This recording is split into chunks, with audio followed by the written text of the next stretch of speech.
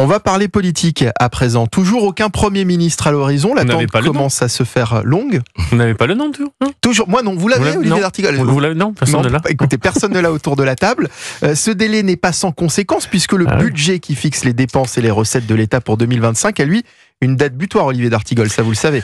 Oui, un budget très contraint, puisqu'il faudrait de nouveau aller chercher 25 milliards d'économies. Normalement, les choses se passent ainsi. Le Bercy, les ordis à Bercy devraient tourner à plein pendant les mois d'été. Et en plus, le Haut Conseil des finances publiques devrait avoir une proposition de budget pour le 11 septembre. Ce budget doit passer en Conseil des ministres le 25 septembre. Et puis, il y a la discussion parlementaire, qui est très importante, qui doit amener à un vote avant le 31 décembre. C'est un calendrier très strict. Et nous sommes en plus sous le coup d'une procédure de déficit excessif au niveau de l'Union européenne, qui amène en plus, il y a la nécessité de présenter une trajectoire budgétaire aux instances européennes dans les toutes prochaines semaines. Le président de la commission des finances à l'Assemblée nationale, Éric Coquerel, dit « Le calendrier peut être tenu s'il y a un Premier ministre d'ici le 20 août.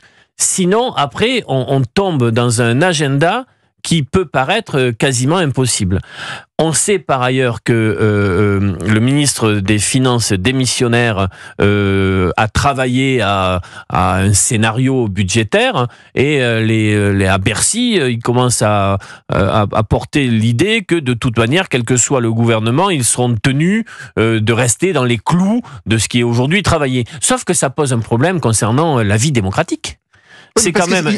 Il s'agit d'un gouvernement démissionnaire, donc ça ne rentre pas normalement dans le... Et sur un sujet qui est le sujet, qui est le vote au Parlement, l'un des plus importants votes au Parlement sur une année, décider du budget de la nation et celui de la sécurité sociale pour l'année prochaine. Un mot sur ce sujet, Gilles Boutin, et on en reparlera juste après la pause. Le seul aspect qui est relativement rassurant là-dedans, c'est que la tambouille ministérielle et administrative pour préparer justement ce budget fonctionne malgré l'immobilisme supposé d'un gouvernement démissionnaire.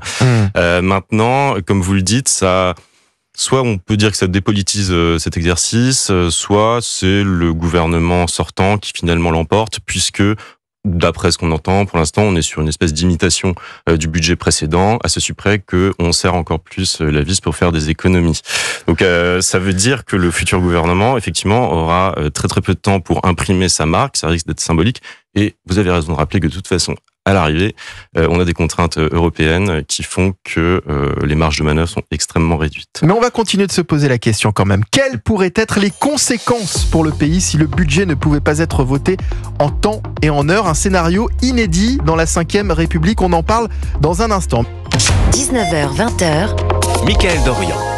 Toujours aucun Premier ministre à l'horizon, l'attente commence à se faire longue et ce délai, on le disait, n'est pas sans conséquence puisque le budget qui fixe les dépenses et les recettes de l'État pour 2025 a lui une date butoir. Il doit être voté d'ici la fin de l'année et plus précisément le 31 décembre. Alors, quelles pourraient être les conséquences pour le pays si le budget ne pouvait pas être voté en temps et en heure?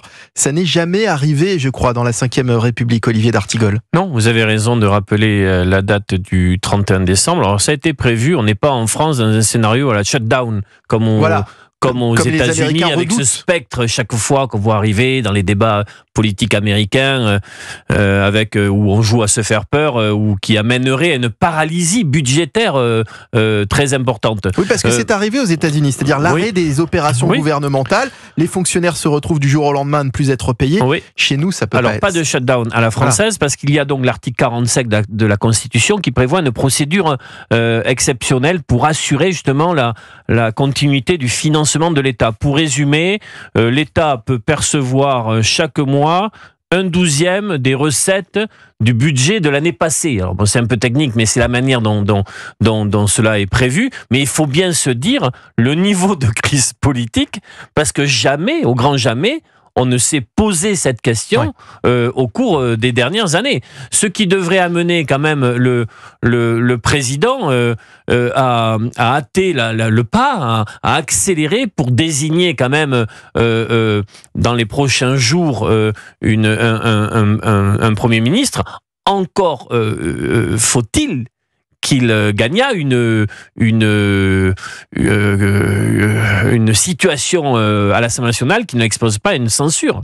Donc on est on a basculé avec la dissolution, le résultat des élections, dans quelque chose dont on n'a pas l'expérience. C'est ce sur quoi on s'arrache tous les cheveux, puisqu'on fait des calculs en permanence en faisant des additions de députés pour tenter de voir comment on va réussir à avoir un gouvernement représenté avec une majorité suffisante, et on n'y arrive jamais.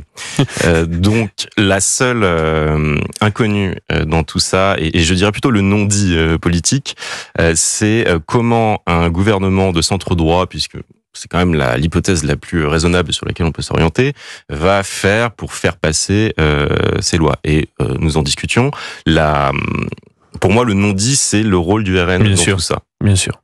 Et nous partageons cette vue, c'est que voilà, il y a la question dans quelle mesure le RN va se positionner comme un parti responsable et va valider, va être le faiseur de roi en fait permanent du gouvernement, c'est-à-dire le faiseur de roi sur le budget et le faiseur de roi sur chaque loi, ce qui va contraindre effectivement le gouvernement à satisfaire les aspirations de droite qui malgré tout se sont exprimées dans les votes, puisque on ne peut pas faire comme si le vote pour le RN n'existait absolument pas. Simplement, ce qui est frappant dans toutes les équations et les discours politiques qu'on entend, c'est que ce n'est absolument pas évoqué.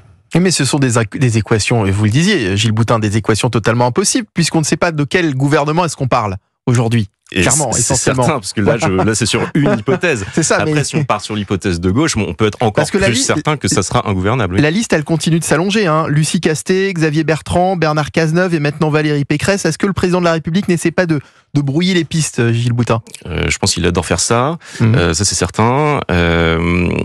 Maintenant, on peut toujours être surpris. C'est toujours la surprise du chef. C'est impossible en fait de savoir. Je pense qu'il cherchera encore une fois à nous surprendre. D'ailleurs, est-ce qu'il a une réelle obligation, je veux dire dans les textes, de nommer un Premier ministre dans un délai précis ?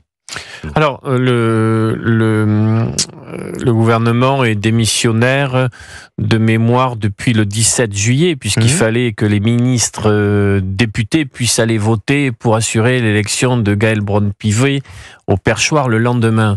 Il est en tout cas tenu politiquement, plus que constitutionnellement, à accélérer le pas, d'autant plus que lui-même a donné ce calendrier en parlant d'une trêve olympique et politique. Il pourrait tenter de faire la bascule en disant la ferveur va rebondir sur les Jeux paralympiques et rendez-vous le 8 septembre. Le seul problème, c'est qu'il prendrait, lui, la responsabilité d'une aggravation de la crise parlementaire et politique. Mais ce soir, a-t-il arrêté son choix ? Personne ne le sait. Il y a aussi, on en parle peu, mais ça commence à beaucoup discuter dans les milieux informés, comme on dit, d'un profil technique.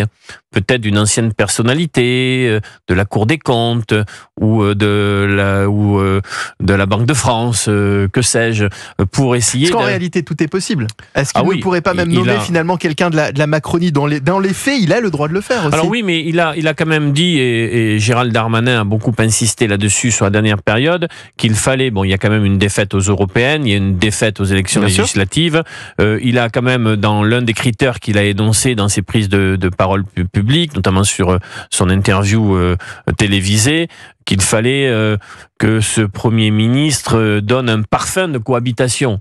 Donc tout le monde voit bien que s'il sortait du chapeau un macroniste dans les murs, ou quelqu'un véritablement très associé aux 7 premières années d'Emmanuel Macron à l'Élysée, ça passerait comme un grand bras d'honneur gigantesque à l'expression du suffrage universel.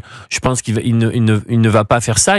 Il a donné un peu le profil, un parfum de cohabitation, une personne pouvant rassembler la gauche régalienne et la droite sociale, une personne qui connaît le Parlement et qui se présenterait pas aux prochaines élections présidentielles. C'est à peu près le portrait qui est donné par les conseillers de l'Élysée. Gilles Boutin, un dernier mot. Ça serait une erreur politique considérable de renouveler, effectivement, de reconduire un membre de la Macronie.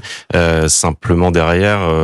tout le monde y verra quand même une manœuvre qui ne change pas grand-chose au paysage politique. C'est-à-dire qu'on passerait d'un bloc dit central à un bloc de centre-droit si on s'oriente vers qui était déjà le cas. Pécresse, Bertrand. Oui, complètement. C'est ça que je cherche à dire. C'est-à-dire que on a une dissolution pour rien et pour beaucoup plus d'ennuis et de découvertes parlementaires sur les textes, sur des choses totalement inédites qui, espérons-le, n'auront pas lieu. Mais Emmanuel Macron a contribué à complexifier les choses pour, à l'arrivée, ne rien changer en termes de résultats, ce qui fait que les Français ont l'impression que leur vote ne sert à rien.